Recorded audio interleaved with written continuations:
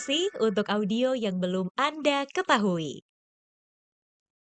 Salam semangat Bapak Ibu dimanapun Anda berada. Berjumpa kembali dalam podcast yang sangat luar biasa dan inspiratif bertajuk Dedikasi untuk audio yang belum Anda ketahui. Bersama saya Sinta Natalia, pada kesempatan kali ini kami akan mengulik dan juga membahas topik-topik yang menarik dan tentunya inspiratif. Tentunya saya tidak sendirian karena kali ini telah hadir di studio bersama dengan kami Bapak Dedi Indra Setiawan yang akrab disapa Kang Dedi. Langsung saja kita sapa Kang Dedi. Halo, Halo, salam selamat pagi, semangat, selamat Mbak Sinta. pagi. Kang Dedi, bagaimana kabarnya? Alhamdulillah baik. Alhamdulillah baik. Baiklah, dengan kabar yang baik seperti ini, semoga Bapak Ibu di rumah juga bisa belajar bagaimana berbisnis properti. Nah, pada kesempatan sebelumnya, Kang Dedi ini juga sudah hadir. Begitu. Kang Dedi sudah menceritakan bagaimana kesehariannya, bagaimana aktivitasnya, juga latar belakang dari dedikasi ini.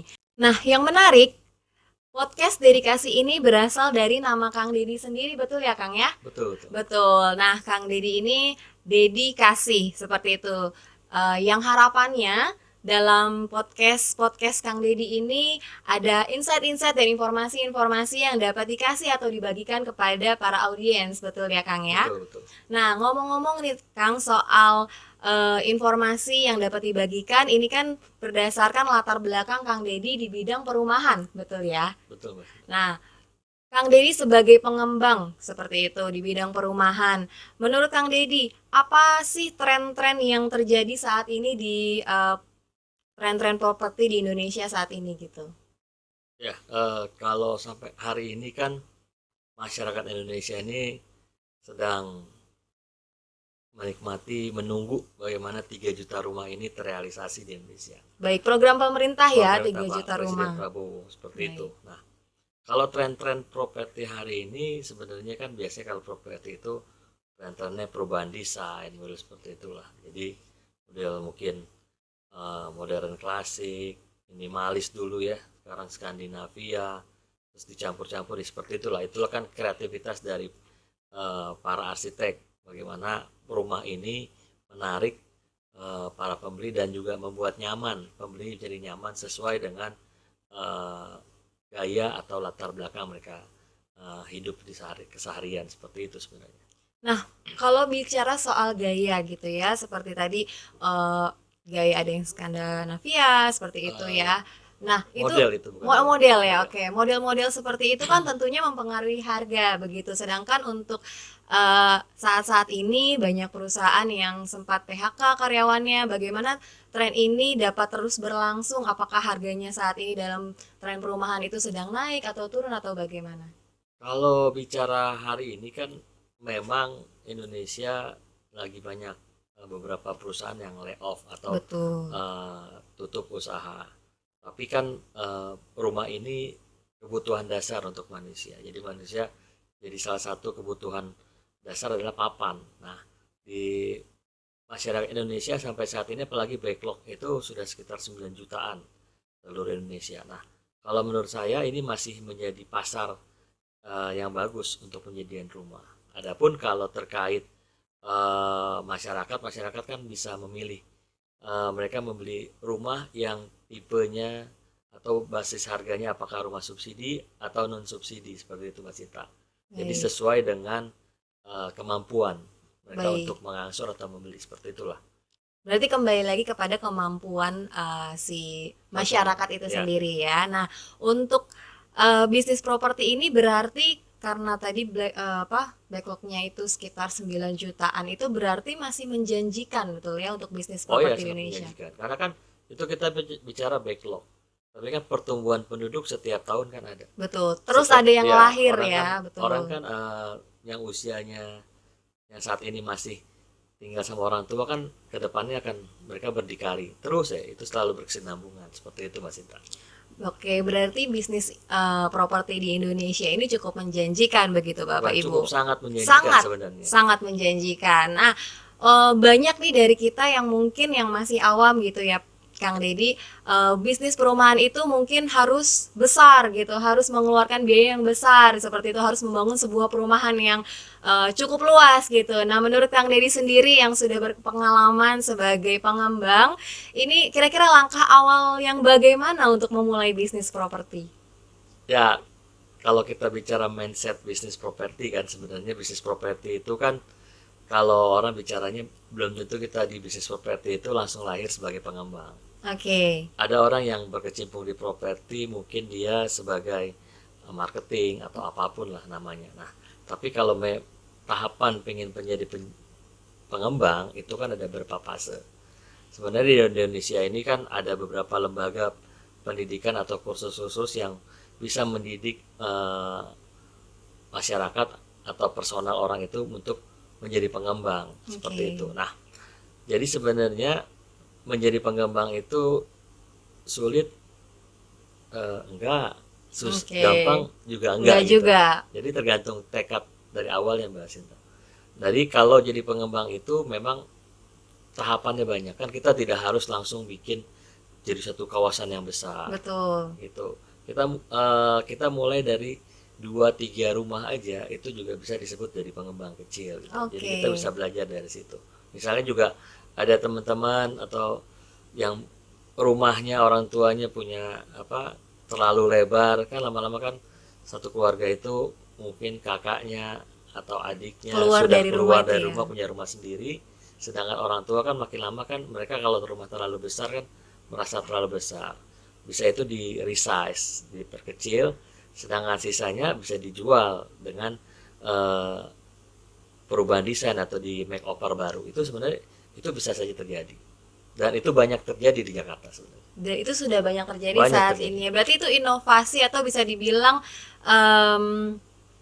cara salah satu untuk menjadi pengembang. Betul. Gitu ya. Mulai dari rumah sendiri dulu mungkin. Betul, gitu kalau ya. memang keluarganya ada yang tanah kan, kalau orang-orang tua kita dulu kan kadang-kadang punya rumahnya yang tanahnya luas. Betul. Seperti itu, karena sesuatu hal seiring umur kalau terlalu luas kan juga orang tua kan capek ngebersihinnya segala Betul. macam. Itu Merasa juga jadi sepi bisa. juga gitu kan, Atau anak-anak keluar. Disebut bisnis properti itu kan tidak harus jadi pengembang sebenarnya. Oke. Asal ada rumah orang tuanya, itu orang tuanya mungkin sudah ikut kakak atau adiknya, rumahnya kan kosong, itu bisa dijadikan bisnis properti berupa kos-kosan. Oh, itu sudah termasuk bisnis properti. Oke. Seperti itu. Nah, menarik juga soal menjadi marketing juga merupakan bisnis properti Ya, gitu ya. berkecimpung dalam bisnis properti. Betul, berkecimpung karena saya lihat juga banyak sekarang anak-anak muda nih bikin video-video di TikTok gitu ya. Mereka datang-datang ke rumah, contoh biasanya seperti itu. Itu sudah termasuk berkecimpung dalam dunia properti? Ya, kalau mereka jadi sales, mereka jadi influencer gitu kan, atau selebgram ya kan, mereka memberikan insight-insight terhadap atau mereview rumah-rumah tersebut, sebenarnya mereka sudah bagian dari orang yang memasarkan properti, hanya saja bukan sebagai sales tapi sebagai influencer. Seperti itulah. Kalaupun sales-sales ini menggunakan mungkin menyiasati gitu ya marketingnya mereka gitu ya dengan cara yang sama seperti influencer, itu juga sudah banyak. Sudah banyak Hari ya. ini kan banyak kalau kita lihat di TikTok, marketing itu live, dia live langsung di rumah contoh dan menggambarkan bahwa ini loh, dan kadang mereka juga masuk melalui bawa kamera ke dalam, ini loh ruang tamunya, ini loh kamar tidurnya, mereka sudah ruang contoh kan biasa sudah dipur-purnis tuh. Iya, betul. Beri gambaran kalau kita beli rumah tersebut kita bisa membuat rumah seperti ini dengan budget tambahan, jadi furnitur atau setup interior itu bisa dilakukan. Jadi biasanya itu rumah contoh ditambah interior ya, sehingga menarik calon pembeli untuk membeli, seperti itu Mas Sinta. Oke, baik. Nah, untuk langkah awal berarti Bapak Ibu di rumah itu tidak langsung membuat kawasan yang besar, tetapi bisa dimulai dari contohnya tadi hanya dengan handphone atau kamera gitu ya, mulai dengan datang-datang ke rumah contoh seperti itu. Dan juga ada lembaga-lembaga ya, dan mungkin bergabung di seperti komunitas begitu ya Pak ya. Kalau marketing kan bisa juga mereka bergabung di kayak Rewide atau seperti itulah sejenisnya ya. Oke. Itu bisa bergabung, atau mereka bisa juga kan kalau mereka tertarik untuk menjadi tenaga pemasaran atau salesnya, mereka bisa gabung pemasaran dengan sebagai freelance. Jadi dengan waktu Oke. tidak mengikat, mungkin teman-teman adik-adik mahasiswa juga bisa sebenarnya. Misalnya mereka pagi kuliah, di sela-sela itu kan mereka ada jam kosong, mungkin mereka memanfaatkan mencari tambahan penghasilan dengan sebagai tenaga sales penjualan properti. Itu bisa terjadi karena memang sebenarnya itu kan penjualan rumah ini, marketing itu jam kerjanya fleksibel, Betul. tidak 9 to 5 gitu. Nah, berarti buat siapa aja gini ya untuk memulai bisnis properti tidak harus yang sudah punya dana besar ternyata gitu. Siapa saja bahkan mahasiswa sudah bisa memulainya. Nah, untuk tren yang paling disukai nih, Kang Deddy, apakah rumahnya rumah tapak atau apartemen atau townhouse seperti itu Oh, yang paling digemari jadi rumah saat-saat ini? tapak atau eh, high rise building ya, rumah ke atas ya. Iya. Kalau karena townhouse bagian dari rumah tapak. Oke, baik. Jadi kalau bicara sekarang, karakter masyarakat Indonesia kan lebih senang tinggal langsung nyentuh tanah tuh. Kalau di high rise building kan mereka sebenarnya kalau kita bilang tinggalnya di udara gitu karena di atas kan. Nah ini kan karakter yang berbeda. Betul. Nah mereka butuh kadang-kadang butuh halaman untuk menikmati udara segar. Dulu memang beberapa tahun belakangan apartemen atau kan rumah susun itu menjadi suatu hal yang banyak digemari gitu. Sampai hari ini juga kan sebenarnya kan eh, orang beli di rumah rumah susun atau apartemen untuk mendekatkan ke tempat kerja, tapi kadang-kadang juga mereka sebenarnya punya rumah tapak. Jadi Sabtu Minggu mereka bisa pulang tuh ke rumah sana. Jadi Senin sampai Jumat mereka tinggal di wilayah dekat tempat bekerja, Sabtu Minggunya mereka pulang. Atau banyak juga kan orang beli rumah tapak di daerah-daerah penyangga ibu kota provinsi atau ibu kota negara seperti itu Mbak Sinta. Nah, trendingnya hari ini ya masih rumah tapak seperti itu. Berarti masih banyak orang meskipun sudah tinggal di seperti apartemen gitu ya, tetap mencari rumah tapak ya. Ya, jadi mereka itu bukan gini. Jadi membeli apartemen atau terdekat itu saat ini kan mereka kadang-kadang mereka nggak kalau kayak tinggal di mendekatkan diri ke kantor mereka belum tentu beli. Mereka bisa jadi nyewa kan. Seperti Betul. itu. Tapi mereka punya rumah yang mereka nanti tinggalin untuk Sabtu Minggu. Mereka kan sebenarnya kalau buat saya pribadi lebih nyaman kita tinggal di rumah tapak sebenarnya. Gitu. Oke. Nah, berarti selain rumah tapak atau apartemen karena mungkin masih banyak gitu ya yang orang tetap mau pulang ke rumahnya di Sabtu Minggu, bisnis ini sangat masih menjanjikan seperti itu. Nah, selama Kang Deddy ini menjadi pengembang gitu ya, kurang lebih berapa tahun Kang Deddy menjadi pengembang? Oh, udah lama dari saya di bisnis properti itu bersimpung di properti itu dari 2007. 2007. Oke, ternyata cukup lumayan ya gitu. Hampir mau 20 tahun betul ya, hampir mau 20 tahun. Nah, selama itu kira-kira tantangan yang Kang Deddy sudah alami dan mungkin sudah lalui mungkin bisa memberikan apa ya kiat-kiatnya juga bagaimana melewati tantangan-tantangan tersebut kepada para audiens. Sebenarnya kan tantangan menjadi pengembang itu adalah kita bisa memberikan selalu grow up ya. Jadi selalu berinovasi. Bagaimana pasar ini kan eh, selalu mengikuti tren. Jadi bedanya gini, Mbak Sinta. Kita beli mobil, kita jualin mobil dengan tipe A, baik di Jakarta, di Medan atau di Papua bahkan semua sama. Harganya sama ya. Bukan harga sama. Sennya bentuknya sama, Oke. setirnya bentuknya sama, bodinya bentuknya sama, betul kan? Nggak ada yang beda. Jadi Betul. kalau kita sebut merek A, tipe B gitu, itu dimanapun itu sama. Nah tapi kalau rumah ini ada suatu hal menarik. Kita sebut tipe 36. Antara pengembang A, pengembang B, dan C itu bisa beda. Beda layoutnya beda. Oke. Beda tapaknya beda. Beda catnya juga beda. Nah atau beda spesifikasi juga beda. Inilah sebenarnya tantangan seorang pengembang itu adalah bagaimana mereka mengcreate satu produk itu disukai sama calon pembelinya. Karena juga banyak juga antar perumahan A sama B dengan harga yang sama, mungkin perumahan B bisa lebih laku dari A. Kenapa? Karena dia memiliki layout yang disukai.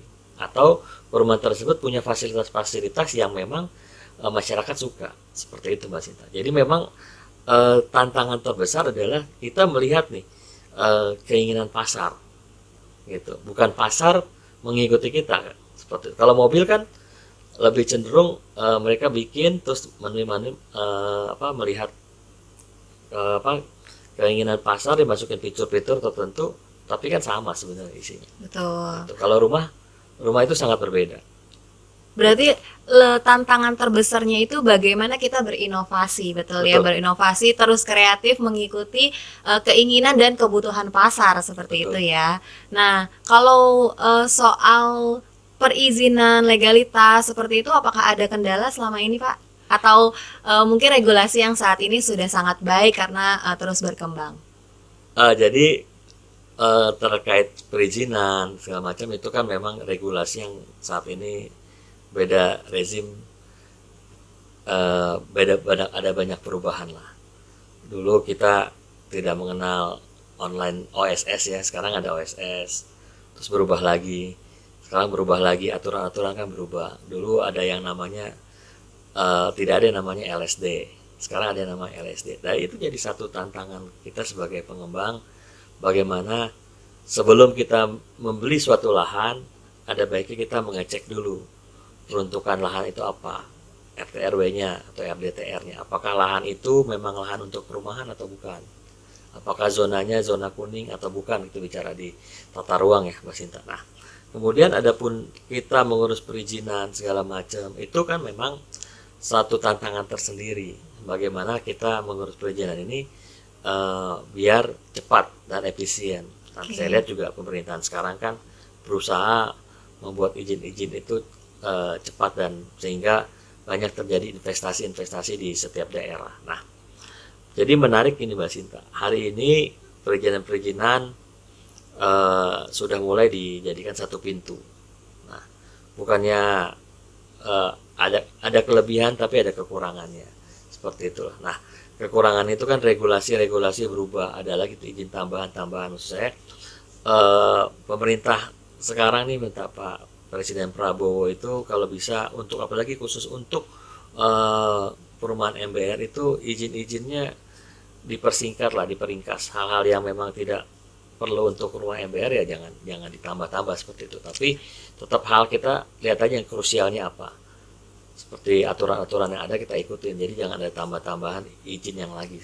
Nah, selain dari perizinan itu kan bisa legalitas izin-izin di Pemda, kemudian juga legalitas pertanahan segala macam. Ini kan satu hal yang menarik Mbak Sinta. Jadi memang perizinan ini masih menjadi suatu hal yang kami rasa di pengembang ini perlu effort lagi untuk dipercepat. Walaupun sebenarnya kan Pak Menteri ARA ini sudah luar biasa memberikan bantuan support kepada pengembang dengan meminta kepada para kepala daerah ini pembuatan PBG dipercepat segala macam. Bahkan beliau memaksa untuk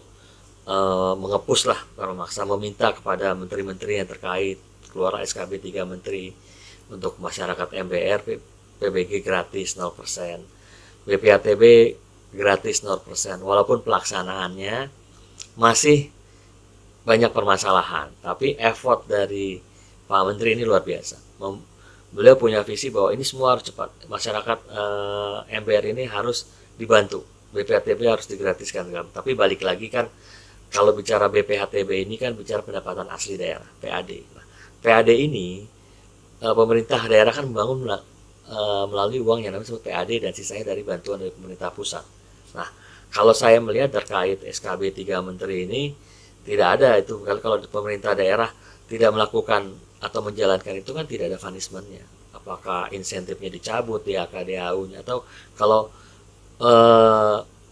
free BPHTB dijalanin, pemerintah memberikan tambahan insentif. Karena begini Mbak Sinta, bicaranya pada saat BPHTB itu digratiskan, berarti ada pendapatan asli daerah yang hilang.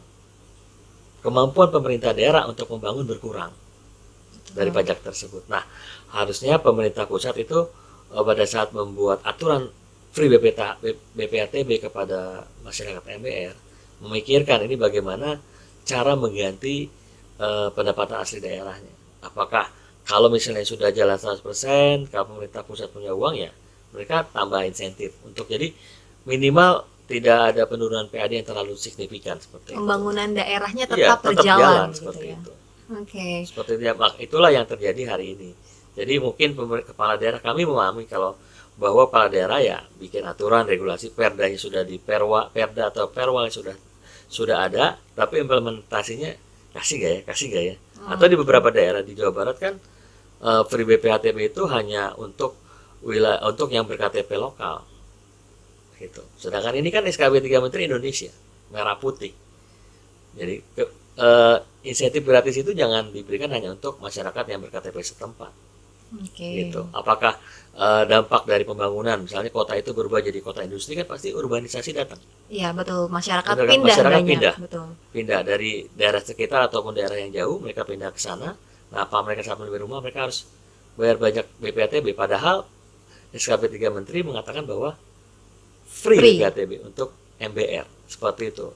Tapi kami juga melihat pemerintah daerah ini kan ini PAD kita, ya kan, yang minimal kalau berkurang jangan berkurang habis gitu. Untuk BPHTB ini untuk MBR jangan sampai jatuhnya habis banget gitu, atau maksudnya turunnya terlalu jauh lah itu PAD berkurang. Nah ini kan sebenarnya yang terjadi hari ini gitu. Kalau misalnya khusus mungkin dikasih insentif sama pemerintah pusat mungkin kepala daerah dengan senang hati dan ikhlas untuk menjalankan udah ini free untuk MBR karena ini bicaranya untuk masyarakat MBR bukan free BPHTB itu bukan buat kami karena buat masyarakat pembeli MBR masyarakat berpenghasilan rendah ya betul. Baik. Nah yang menarik dari sini berarti sebenarnya pemerintah pusat gitu ya sudah mempercepat ya memberikan instruksi untuk segala regulasinya dipercepat. Namun memang mungkin di daerah ini mungkin dilema gitu ya untuk pembangunan daerahnya karena mengurangi dari pembangunan daerah tersebut. Mengurangi pendapatan asli daerah mereka. Mengurangi pendapatan asli daerah tersebut. Nah, kemarin nih mengenai Bapak Menteri ARA juga ya kemarin sempat viral nih Pak saya lihat gitu ya. Ada rencana Menteri PKP ini untuk mengecilkan itu batas luas minimal dari sebuah rumah subsidi gitu yang tadinya 21 ya betul ya menjadi minimal 21 menjadi 18 meter persegi. Nah ini bagaimana menanggapinya karena banyak pro dan kontra juga yang saya lihat seperti itu. Sebenarnya ini kan satu hal terobosan yang menarik yang dilontarkan oleh Pak Menteri sebenarnya.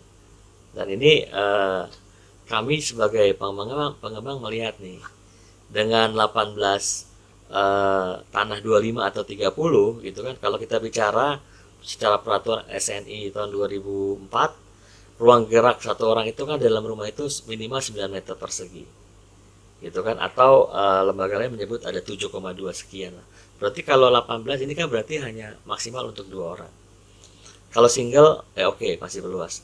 2 orang pas. Tapi pada saat ini suami saya yang tinggal di situ pengantin baru nih, pada saat dia punya anak, ini ruang geraknya kan sebenarnya kurang layak gitu. Kalau orang bilang layak-layaknya tapi bicaranya tidak sesuai standar itu. Nah, jadi makanya kami di pengembang mengikut saja kalau memang ada regulasi. Yang saya ingatkan lagi Mbak, bahwa 18 rumah dikecilin jadi 18 ini kan sebenarnya banyak regulasi harus dirubah. Baik dari undang-undang, PP, Permen 689 2023 itu harus dirubah karena bunyi itu minimal untuk MBR itu 21 bangunannya dan luas tanahnya minimal 60 seperti itu. Ini kan banyak regulasi yang harus dirubah. Nah, adapun kalau disebut di tengah kota, ya kan, bukan kami tidak setuju, tapi hanya saja di tengah kota. Untuk di tengah kota itu 30 itu bisa dilakukan tapi tidak bisa masuk di harga MBR. Untuk rumah subsidi tidak masuk harganya ya? Nggak masuk karena lahan di tengah kota itu kan mahal. Betul. Kecuali pemerintah memberikan lahan pemerintah itu diberikan kepada masyarakat untuk hak guna pakai. Jadi pemerintah melalui Perumnas atau bekerjasama dengan teman-teman pengembang atau asosiasi yang mereka bangun itu masih bisa terjadi, tapi tanahnya dianggap nol dengan bukan jadi SHM ya, tapi hak guna pakai sekian lama Nah itu mungkin saja terjadi, Mbak Sinta. Tapi balik lagi lahannya itu harus punya pemerintah, baik pemerintah daerah ataupun pemerintah pusat, seperti itu. Itu bisa terjadi. Karena kalau bicara 18.30 di tengah kota, menurut hitungan kami itu kalau rumah subsidi apalagi harga 120-an itu agak susah, Mbak Sinta. Karena tanahnya juga cukup mahal ya untuk di Mahal, perkotaan. mahal. Gitu. Disebut tanah di daerah penyangga juga mungkin penyangganya yang agak jauhan dikit gitu. Kalau kota Depok, kota Bekasi, ke penyangga Jakarta ya, itu mungkin untuk tanah segitu tuh masih nggak bisa gitu. Mungkin kalau Kabupaten Bekasi bisa seperti itu, Kabupaten Bogor masih dapat seperti itu. Yang nempel persis itu agak susah gitu. Makanya sebenarnya ini suatu terobosan menarik. Bagaimana Pak Menteri pengen Gen Z ini, kan Gen Z ini punya karakteristik berbeda dengan generasi kami milenial gitu. Nah, ini mereka mengharapkan Gen Z dari milenial, Gen Z itu bisa punya rumah dan dekat dengan tempat bekerja. Itu suatu hal terobosan yang menarik. Tapi kalau bicara kita mau menghemat kos pembangunan, membuat satu rumah subsidi itu sebenarnya ada satu terobosan yang bisa kita lakukan. Karena gini, hari ini ada peraturan yang tidak sama rata, baik terkait koefisien membangun antara coupling yang bisa dibangun sama yang untuk pasos-pasum atau PSU dan segala macam, itu kan biasanya 60-40. Tapi ada beberapa daerah yang 70-30. Nah, menurut kami kenapa nggak semua daerah di 70-30 khusus untuk MBR? Khusus untuk rumah MBR. Otomatis itu menekan harga. Karena efektif lahannya jadi bertambah kan. Jadi HPP lahan itu turun.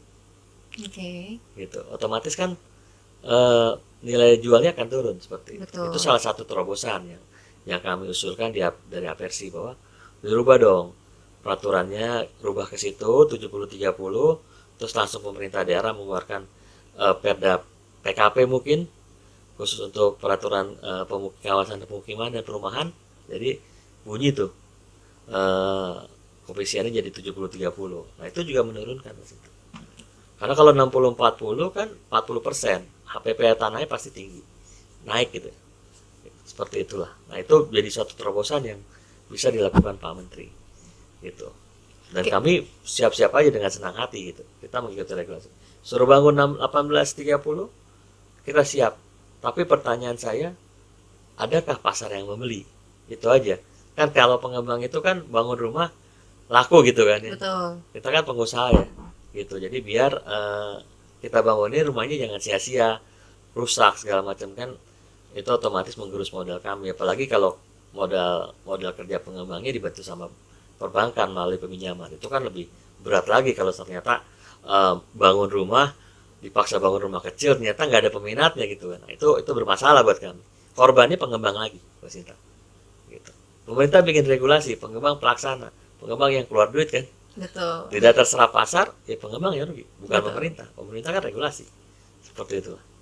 Oke, berarti kalau tanggapannya dari pengembang sendiri begitu ya, untuk sebenarnya rumah 18 meter ini sebenarnya siap-siap aja gitu ya dibangun. Mungkin kalau untuk di tengah kota harus tanahnya tanah punya pemerintah gitu Iya. ya. Kalau misalkan untuk yang di luar Kalau untuk rumah subsidi ya. rumah subsidi. Tapi betul. kalau komersil kan sah-sah aja, bisa Betul. dijual berapapun kan, 400 juta, 300 juta kan sah-sah aja. Betul, tidak ada sah-sah batasan. dan juga mungkin pasarnya ada kalau di tengah kota karena mungkin kayak Gen Z dan milenial yang mungkin seperti saya gitu ya, milenial yang sekarang gitu ya, yang mungkin yang belum menikah itu kebanyakan mereka sudah banyak yang berpendapat pengennya ya sudah nikah, belum tentu pengen punya anak gitu, atau mau tetap banyak yang masih tetap pengen berkarya terus, jadi masih memilih untuk single. Mungkin untuk di kota Jakarta atau kota-kota yang tempat industri mungkin memungkinkan ya kalau untuk komersil. Kalau untuk MBR sendiri kembali lagi harga tanahnya ya, dan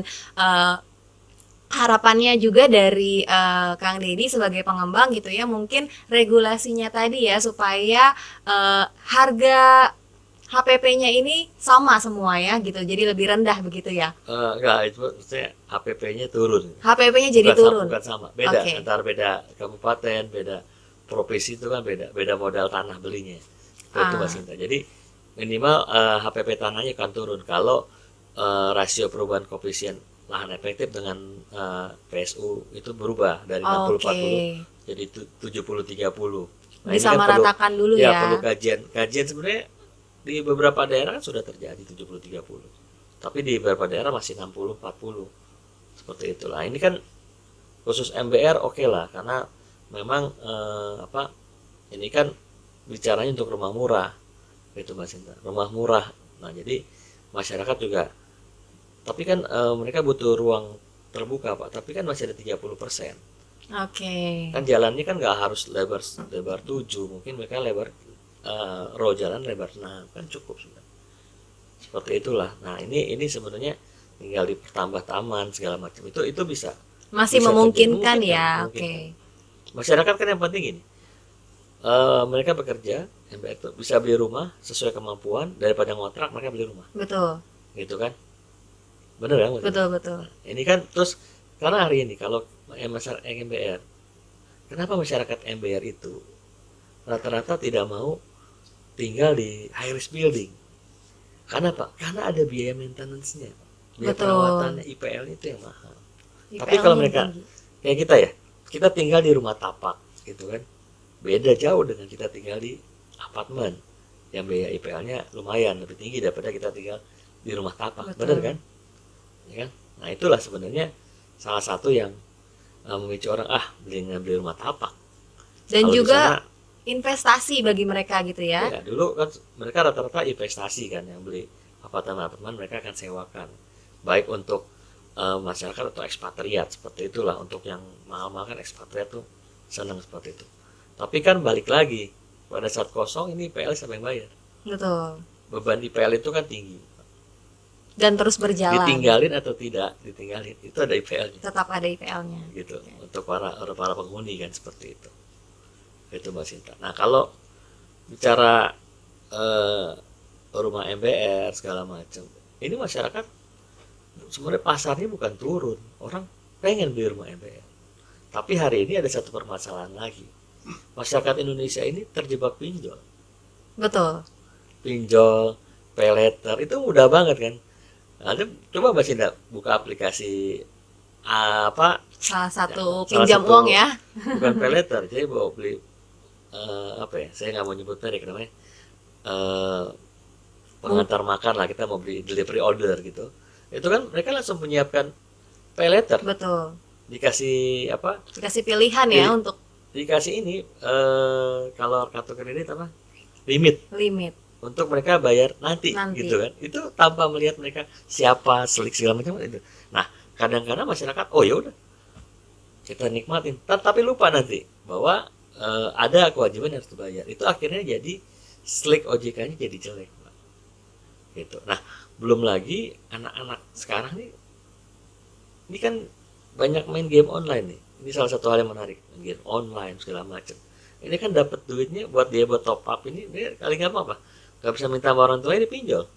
Iya betul. Tinggal foto, cepret gitu kan. Mereka punya KTP nih, kan set gitu. Antar gampang lah, bayar pakai uang jajan gitu kan. Seperti itu. Tapi akhirnya buat mereka yang nggak aware dengan bahwa mereka nggak bayar, ini akan merusak reputasi secara bukan reputasi historical kredit mereka, ya kan, karakter mereka merusak. Dari kalau slik OJK jelek kan mereka nggak bisa melakukan pinjaman apapun, bahkan mereka pada saat mengambil rumah kaget gitu, tiba-tiba nggak bisa. Atau kadang-kadang kita suka nggak aware juga nih Mbak Sinta, kita pay letter nih bayar, kita sudah bayar pokoknya, padahal ada kewajiban administrasi nggak kita bayar, kita lupa bahwa kita sudah selesai. Kita pay letter misalnya 50.000, ternyata ada kewajiban administrasi 2.000 atau 100, administrasi 5.000 gitu kan, kita nggak tahu. Ya kita bayar, udah saya kan pakai 100.000, saya bayar 100.000.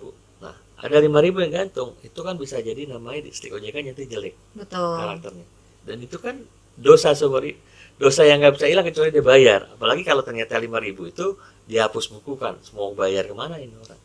Makanya kami pengembang tolong dong ke pemerintah bikin regulasi nih buat para korban pinjol, pay letter ya di bawah 2 juta atau 1 juta, ya dikasih kesempatan lah mereka untuk membeli rumah MBR.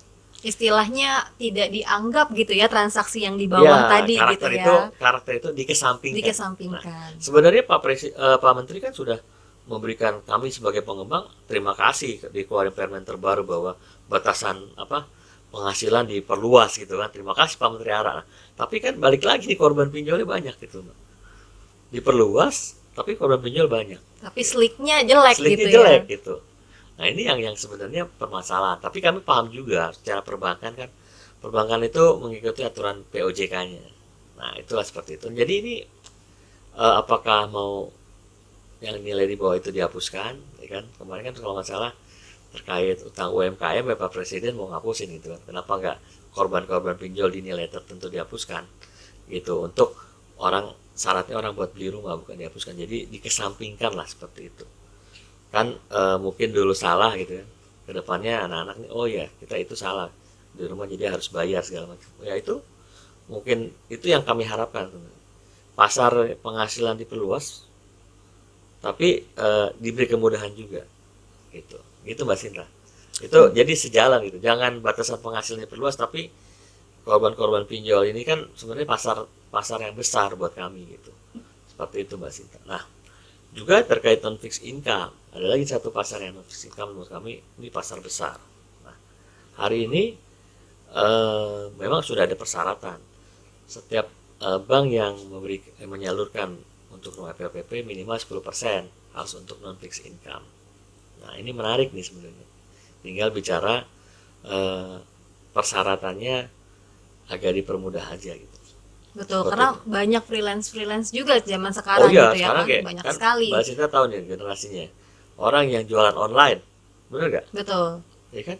Secara mungkin dia barangnya dia nggak pegang. Jadi Mbak Sinta jual ngambil barang dari saya, gitu kan? Mbak Sinta nggak punya stok barang.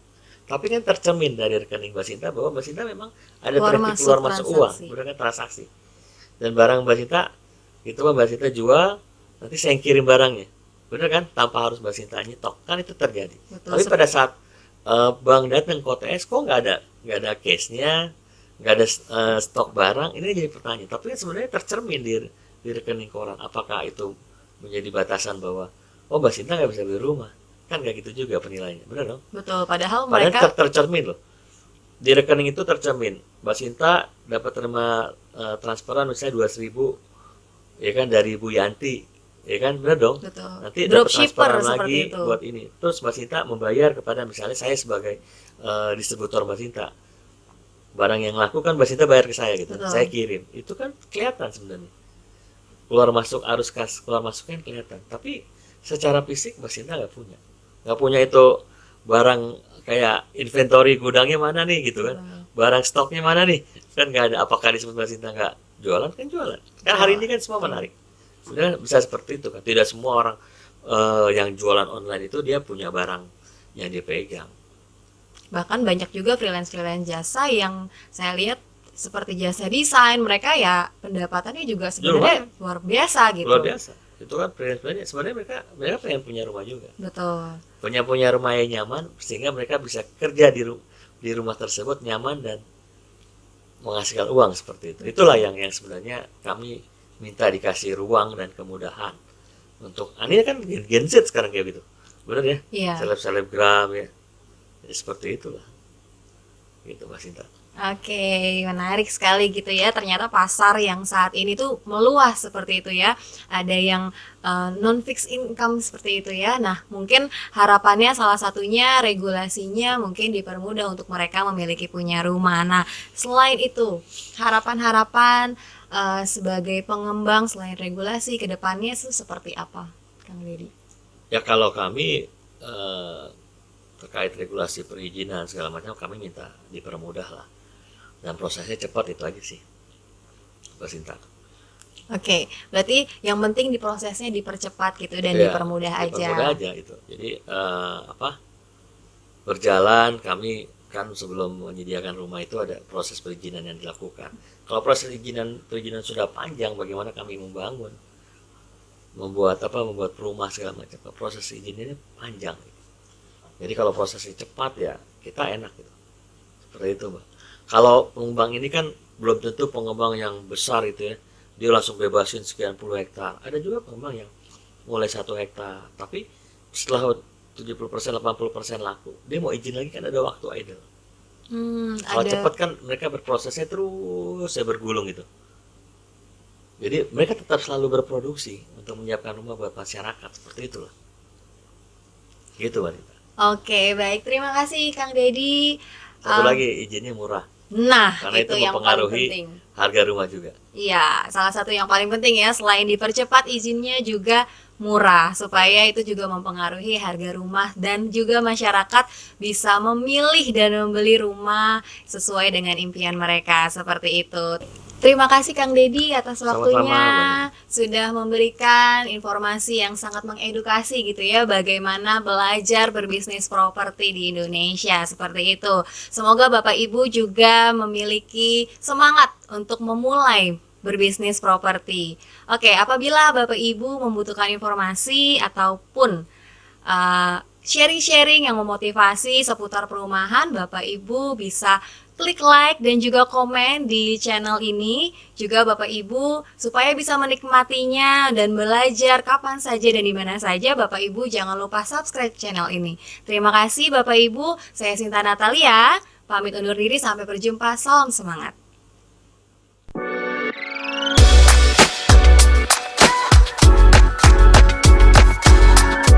Dedikasi untuk audio yang belum Anda ketahui.